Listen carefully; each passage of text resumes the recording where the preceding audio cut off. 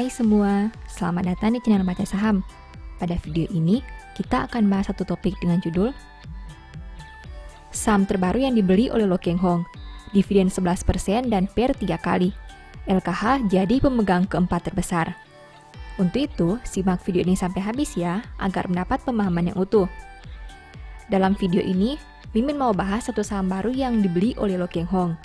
Kemungkinan besar LKH membeli saham ini di tahun 2021 karena nama beliau tercantum sebagai pemegang saham keempat terbesar di laporan keuangan tahunan 2021, sedangkan di tahun 2020 tidak ada. Menariknya, perusahaan yang dibelinya ini membagi dividen dengan yield yang mencapai 11% di tahun 2022.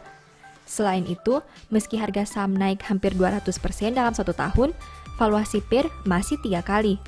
Perusahaan juga mencatat peningkatan laba yang mencapai 5,9 juta dolar. Nah, karena laporan terbarunya sudah terbit, Mimin mau bahas kinerja triwulan 1 2022 saham ini.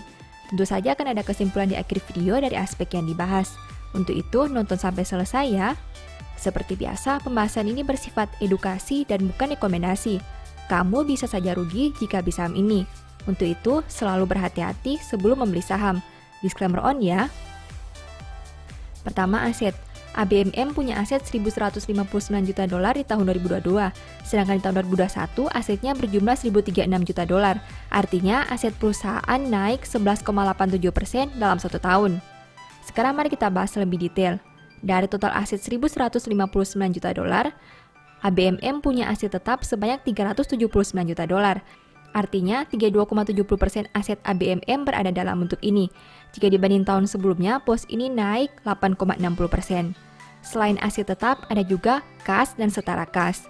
Dari total aset 1.159 juta dolar, perusahaan punya kas dan setara kas sebanyak 279 juta dolar. Artinya, komponen ini punya porsi kedua terbesar di dalam aset ABMM. Jika dibanding tahun sebelumnya, pos ini naik 17,72%. Kedua, liabilitas. ABMM punya liabilitas 750 juta dolar sampai triwulan 1 2022. Sedangkan di tahun 2021, liabilitasnya berjumlah 679 juta dolar. Artinya, hutang ABMM naik 10,46% dalam satu tahun.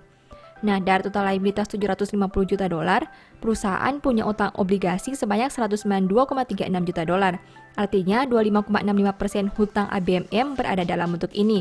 Jika dibanding tahun sebelumnya, pos ini naik 0,17%. Selain utang obligasi, ada juga utang bank jangka panjang.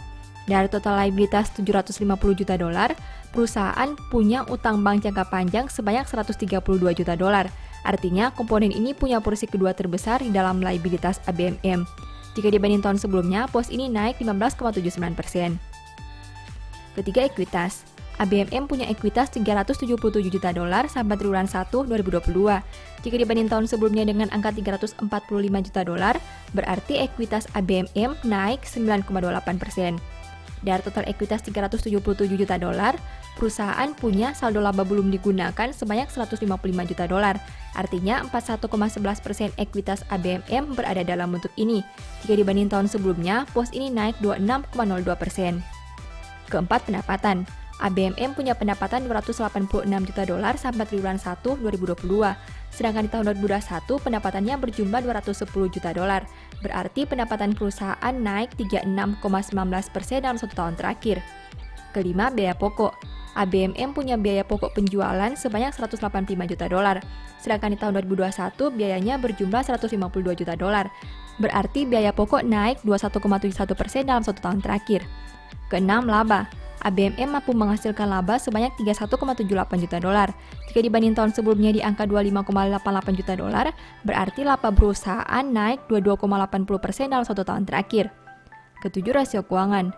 ABMM punya ROE 33,72% dengan NPM 11,09%. Sedangkan untuk sisi resiko, saham ini punya DER 199,04%. Perusahaan punya ROE yang tinggi dan NPM yang normal. Tapi dengan komposisi utang yang hampir 2 kali lipat dibandingkan modalnya, membuat resiko saham ini menjadi lebih besar juga. Kedelapan, valuasi. Saham ini punya PER 3,53 kali dan PBV 1,19 kali. Saham ABMM punya valuasi PER dan PBV yang cukup menarik. PER bisa berada di angka 3 kali karena laba yang naik dan harga yang turun. Selain itu, valuasi PBV-nya masih wajar dengan angka 1,1 kali. Setelah melihat pembahasan tadi, ini kesimpulannya. 1. Kenaikan total aset berasal dari aset tetap dan saldo kas yang bertambah. 2. Liabilitas naik karena utang bank dan utang usaha yang mengalami pertumbuhan. 3. Peningkatan ekuitas berasal dari saldo laba. 4. Laba naik 22% karena pendapatan yang tumbuh di atas biaya pokok. 5. Rasio keuangan biasa saja meski ROE perusahaan ini tinggi. 6. Valuasi masih bisa dipertimbangkan. Demikian analisa singkat saham ABMM berdasarkan laporan keuangan triwulan 1 2022. Selalu ingat bahwa pembahasan ini hanya dari sudut pandang pribadi. Tidak ada jaminan pasti profit dan mungkin saja kamu bisa rugi jika beli saham ini. Sebagai informasi, di tahun 2022, Mimin menulis e-book baru dengan judul Cara Cepat Analisa Laporan Keuangan. E-book ini ditulis karena Mimin lihat banyak pemula yang masih bingung dengan cara menganalisa laporan keuangan. Kalaupun bisa analisa, biasanya menghabiskan banyak waktu karena harus membaca laporan keuangan yang sangat tebal. Dengan terbitnya e-book ini diharapkan kamu bisa menganalisa laporan keuangan secara mandiri dan tentunya tidak membuang banyak waktu. Banyak tips dan trik yang bisa digunakan sehingga kamu tidak perlu membaca angka satu persatu. Mimin juga memberi bonus file Excel secara gratis yang berguna untuk melakukan screening laporan keuangan otomatis. Kamu hanya perlu mengisi data keuangan dan formula Excel akan menganalisa secara otomatis serta memberi saran apakah laporan keuangan tersebut baik atau kurang baik. Apabila tertarik untuk membeli e-book ini, silakan chat WA ke nomor yang tercantum ya. Demikian informasi pada video ini, semoga bisa memberi manfaat kepada kamu semua ya. Oh iya, saya mau menyampaikan bahwa sekarang Baca Saham punya 3 e-book tentang saham yang mungkin saja bisa berguna bagi kamu, yaitu Strategi Nabung Saham, Analysis Report, dan The Stock Market. Berikut perbedaan antara 3 e-book tersebut. E-book Strategi Nabung Saham berfokus pada pembahasan teknik, money management, dan semua hal yang berhubungan dengan nabung saham. Poin intinya bisa dilihat pada tampilan berikut ini. E-book Analysis Report berfokus pada hasil analisa fundamental 12 saham pilihan berdasarkan laporan keuangan terbaru. Poin intinya bisa dilihat pada tampilan berikut ini. E-book The Stock Market berfokus pada panduan bagaimana menganalisa fundamental suatu perusahaan dan money management yang baik. Poin intinya bisa dilihat pada tampilan berikut ini. Apabila kamu tertarik membeli salah satu dari 3 e-book tadi, silakan chat WA ke nomor yang tertera di layar ya. Ingat, hati-hati terhadap semua jenis penipuan yang mengatasnamakan baca saham. Baca Saham tidak pernah mengelola dana ataupun melakukan penjualan produk di luar Instagram, YouTube, dan Telegram resmi Baca Saham. Sebagai penutup, saya mau mengutip satu statement yang semoga bisa menjadi semangat bagi teman-teman. Keangkuhan merendahkan orang, tetapi orang yang rendah hati menerima pujian. Thank you.